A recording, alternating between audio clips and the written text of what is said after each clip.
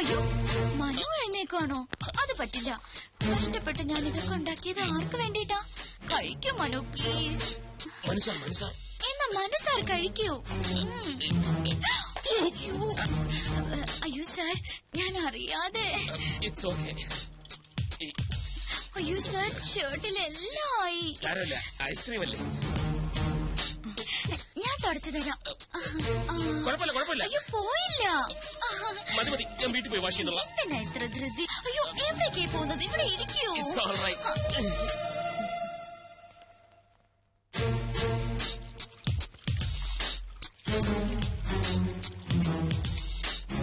പോയോ? ഇനി എപ്പോഴാ കാണുന്നത്? നിക്കൂന്നേ.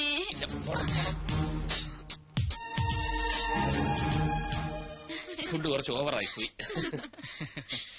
ഇനി എന്നാ അങ്ങോട്ടൊരു വിസിറ്റ്? എങ്ങോട്ട്? ഞങ്ങളുടെ വീട്ടിലേക്ക്. അല്ലേ മനേട്ടാ? അതെ.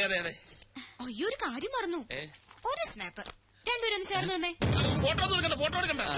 ഇത് പഴഞ്ചൻ ക്യാമറ. ഇതൊക്കെ മതി. എനിക്ക് ആൽബത്തിൽ സൂക്ഷിക്കാനാ. പോസ് ചെയ്തേ. നിക്കാനല്ലേ പറഞ്ഞത്? അങ്ങനെ അല്ല കിച്ചു, തോളി കൈയിട്ട് നിൽക്കാൻ. തോളി കൈയിടണ്ട. അത് out of fashion. Out of fashion, out of fashion. Kichu കൈയിട്ടെ.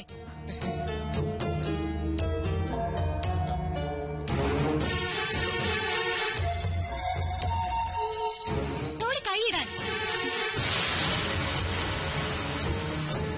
Smile please.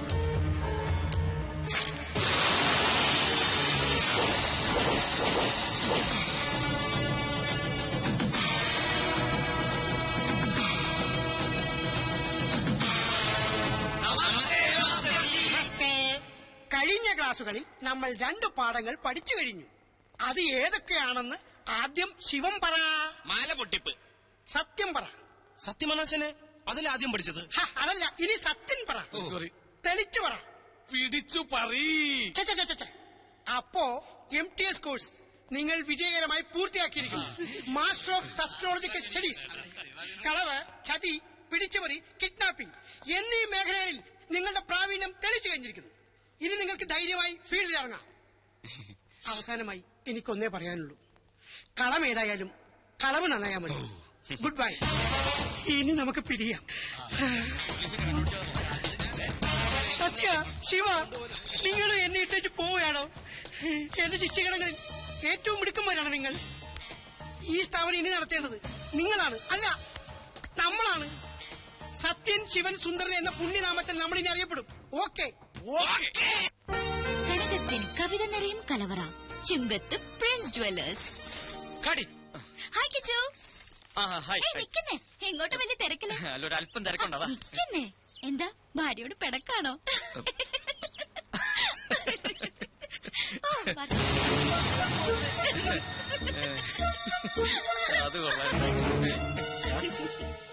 ഡൽഹിന്ന് fax വന്നിട്ടുണ്ട്. 7 സീസിന്റെ കോൺട്രാക്ട് കൺഫേം ആക്കിന്ന്. അതൊന്നും പറഞ്ഞ പറ്റില്ല. എങ്ങനെയാണോ അത് ശരിയാണ്? സാറ് വേറെ എവിടെയോ ആണല്ലോ. വർമാജി, പണവും നേരവും പാഴാവുന്നതല്ലാതെ ഒരിക്കലും ഇവളൊന്ന് പിടിതരുന്നില്ലല്ലോ. അതാ പെങ്കൊച്ചിന്റെ കുഴപ്പം കൊണ്ടൊന്നല്ല. പിന്നെ അന്നപൂർണേശ്വരി ശാപം കിട്ടിയ ഒരു മുനിയുടെ കഥയുണ്ട്.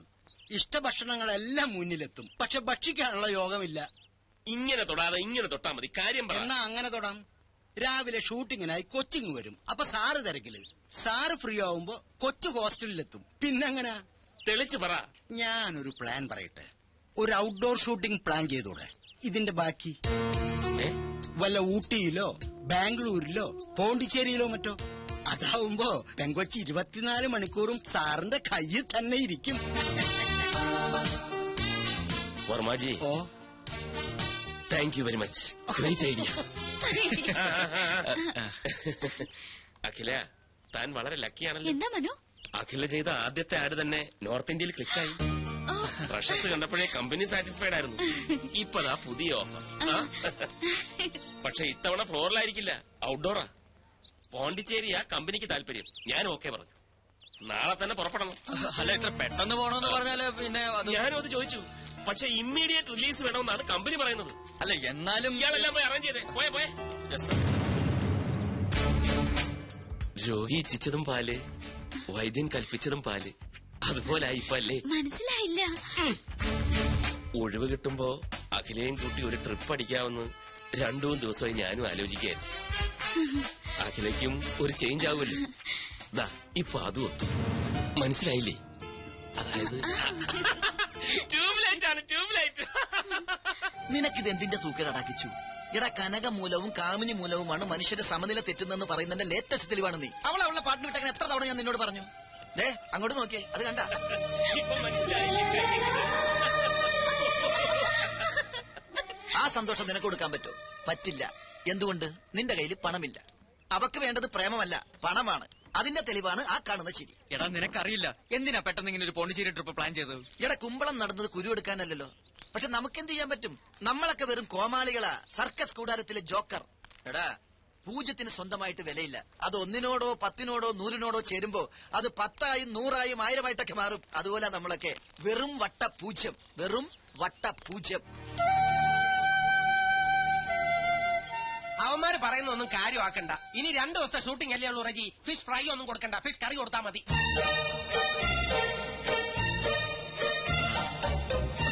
എടാ ജീവ, എന്താ നീ അറിഞ്ഞ എന്ത്? ഔട്ട്ഡോർ ഷൂട്ടിങ്ങിനായിട്ട് മനസ്സാറ് പോണ്ടിച്ചേരിക്ക് പോണു. അതെ, പോണ്ടിച്ചേരിക്ക് പോകുന്നു. ഒപ്പം കുറെ മോഡൽസ് ഉണ്ട്. ഇത് പറഞ്ഞതല്ലേ, നിനക്കെന്താ വട്ടായ? പക്ഷെ രഞ്ജു ചേച്ചി പോകുന്നില്ല. എടാ, ഇതിന്റെ ഇടയിൽ രഞ്ജി ചേച്ചി എങ്ങനെ വന്നു? എടാ മണ്ട, ബാല് പുറകിലുണ്ട്. ഓ, രഞ്ജു ചേച്ചി. ആ. ഔട്ട്ഡോർ ഷൂട്ടിങ്ങിനായി മനസ്സാറ് നാളെ പോണ്ടിച്ചേരി പോകുന്നു. ഒപ്പം കുറെ മോഡൽസും. അതിനിടെ രഞ്ജു ചേച്ചി എന്തിനാ? എടാ ജീവ, എന്നാലും മനസ്സാറ് മോഡൽസ് മാത്രം. രഞ്ജു ചേച്ചി എങ്ങനെ പറഞ്ഞു? അതൊക്കെ മനസ്സാന്റെ പേഴ്സണൽ കാര്യങ്ങളല്ലേ. ആ ട്രിക്ക് രഞ്ജു ചേച്ചി അറിയാതിരിക്കുന്നല്ലേ നല്ലത്. പോണ്ടിച്ചേരിയിലോ കോയമ്പത്തൂരിലോ എവിടെയാണെങ്കിലും പോട്ടെ. കോയമ്പത്തൂരല്ല, പോണ്ടിച്ചേരി.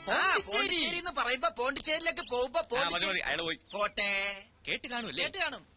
അപ്പൊ ഇനി കഥ മാറും, ക്ലൈമാക്സും മാറും. നീ എന്താടാ എന്നെ വിളിച്ചത്? ജോക്കർ അല്ലേ? ഇപ്പൊ മനസ്സിലായോ ഈ ജോക്കർ വിചാരിച്ചാൽ കളി കൊഴുപ്പിക്കാനും കുഴപ്പിക്കാനും പറ്റുമെന്ന്? സമ്മതിച്ചിരിക്കുന്നു. അപ്പൊ മനസ്സാറിന്റെ ഒന്ന് ഉല്ലസിക്കാനാണ് നമ്മൾ ഇവിടെ വന്നത്. അതിന്റെ ഇടയിലെ നട്ടുച്ചക്കൊരു സ്വപ്നം കാണലേ. ഞാനും കണ്ടു സുന്ദരമായൊരു സ്വപ്നം. പോണ്ടിച്ചേരി ബീച്ചിലെ അഗാധമായ കടൽപ്പരപ്പിൽ ഒരു സ്വർണ്ണ നൗകയിൽ ഞാനും ഒരു ഫ്രഞ്ച് മദാമ്മയും മാത്രം.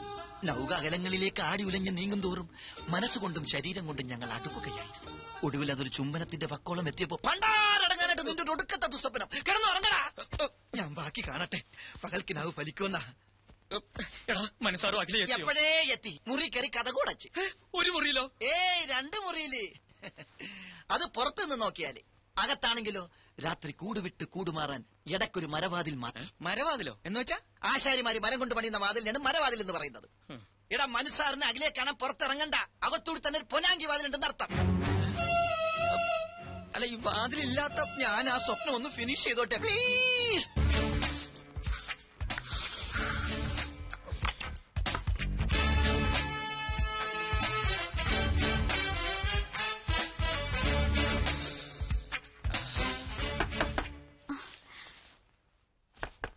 ആരാ? ഈ വാതിലിൽ വേറെ ആരും മുട്ടാൻ? ഞാൻ തന്നെയാ മനു. വാതിൽ തുറക്ക. എന്തിനാ? ഇതെന്ത് ചോദ്യം? നമുക്കിടയിൽ എന്തിനാ ഒരു മറ? നമുക്കെന്തെങ്കിലും സംസാരിച്ചിരിക്കാം. തുറക്ക് തുറക്ക് തുറക്ക്. എനിക്ക് ഉറക്കം വരുന്നു മനു. ഞാൻ കിടന്നു കഴിഞ്ഞതാ. നമുക്ക് നാളെ സംസാരിക്കാം. അപ്പൊ അതൊന്നും പറഞ്ഞാൽ പറ്റത്തില്ല. നാളത്തെ ഷൂട്ടിങ്ങിന്റെ കാര്യം പറയാനാ. ഉറക്കമൊക്കെ ഞാൻ മാറ്റിത്തരാം. ദേ ഞാൻ 10 വരെ എണ്ണും. അതിനു മുമ്പ് തുറന്നിരിക്കണം. ദേ ഞാൻ എണ്ണാൻ തുടങ്ങുന്നു. 1, 2, 3, 4, 5, 6, 7.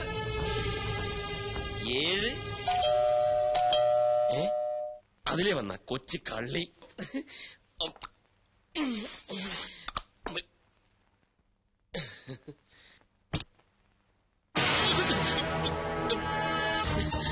നീ ഇവിടെ?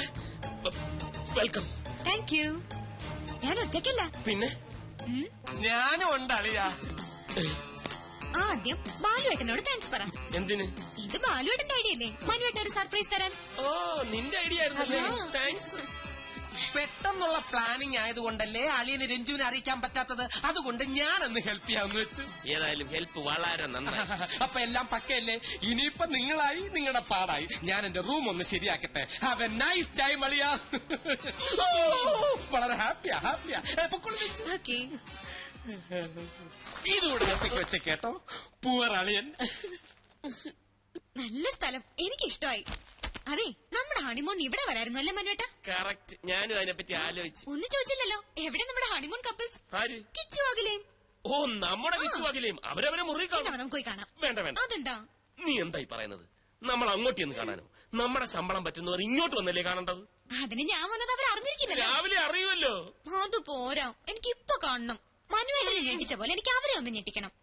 മനുവേട്ടനല്ലേ എപ്പോഴും പറയാറ് കിച്ചു സ്വന്തം അനിയനെ പോലെയാണെന്ന്. എന്നിട്ട് ഇപ്പൊ മാത്രം എന്താ ഒരു ശമ്പളക്കാരനായത്? അതല്ല, എന്നാൽ ഈ രാത്രി അവരെ ബുദ്ധിമുട്ടിക്കണ്ട. അതൊന്നും സാരമില്ല, അവർക്ക് ഇതൊന്നും ഒരു ബുദ്ധിമുട്ടാവില്ല. മനുവേട്ടൻ വരണ്ട, ഞാൻ പൊയ്ക്കോളാം. ഏതാ മുറി? അത് വേണ്ട, ഞാനിവിടെ വരാം. പക്ഷെ ഈ വേഷത്തിൽ വേണ്ട. യാത്ര ചെയ്ത് വന്നതല്ലേ, ഒന്ന് ഫ്രഷ് ആയിട്ട് വരും. അത് കറക്റ്റ്.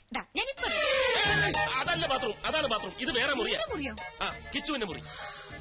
കിച്ചന്റെ മുറിയോ? ഇത്ര അടുത്തോ? അത് നന്നായി. 2 കപ്പിൾസ് എടുത്ത്. ഓക്കെ, ഒരു 5 മിനിറ്റ്. ഓക്കെ. എന്റെ ആടിമുടി നിറഞ്ഞപ്പോ നെഞ്ചിലൊരു പുല്ലേ പുല്ലേ. നീ എപ്പ ഇതിന്റെ അകത്ത് കയറി? ഞാൻ എപ്പോഴേ കയറി. ഫോൺ അടിക്കുന്നു, നീ പോയി എടുക്ക്. നീ പോയി എടുക്ക്, ഞാനൊന്നും ഇട്ടിട്ടില്ല. ഞാൻ ഇട്ടിട്ടില്ലെന്ന്. അങ്ങനെ നിനക്ക് പോയി എടുത്തൂടെ? എന്നാ അവിടെ കിടന്ന് ആ, അവിടെ കിടന്നടിക്കട്ടെ. പക്ഷെ അടിയുടെ താളം കേട്ടിട്ട് അഖിലയാണോന്നൊരു സംശയം. ആണോ? ഈ കഴുത എവിടെ പോയി കിടക്കുന്നു? സുഗന്ധം. ഹലോ, നീ അവിടെ എന്തെടുക്കുക? ചെവി കേട്ടൂടെ നിനക്ക്? അപ്പൊ മനസ്സാറായിരുന്നോ? എന്താ സാർ? നീ വേഗം അഖിലയുടെ മുറിയിലോട്ട് ചെല്ല്. എന്തിനാ സാർ? ഇട രഞ്ജു, ആ പണ്ടാരക്കാരൻ ബാലുവും കൂടെ വന്നിട്ടുണ്ട്. അവക്കിപ്പം നിന്നെ അഖിലെ ഒരുമിച്ച് കാണണമെന്ന്. നിന്നെ അവിടെ കണ്ടില്ലെങ്കിൽ ആ കൂടെ കുഴപ്പമാവും. പെട്ടെന്ന് കൂടെ ചെല്ല്. അല്ല സാർ, അങ്ങനെ പെട്ടെന്ന് പോകാൻ പറ്റിയ അവസ്ഥയിലല്ല ഞാനിപ്പോ. അതൊന്നും എനിക്ക് കേൾക്കണ്ട. ഏതവസ്ഥയിലായാലും ഇപ്പൊ ചെല്ലണം. വേഗം. ശരി സാർ. ജീവ, അവള് മുറിയിലേക്ക് ചെല്ലാൻ പറഞ്ഞു അല്ലേ?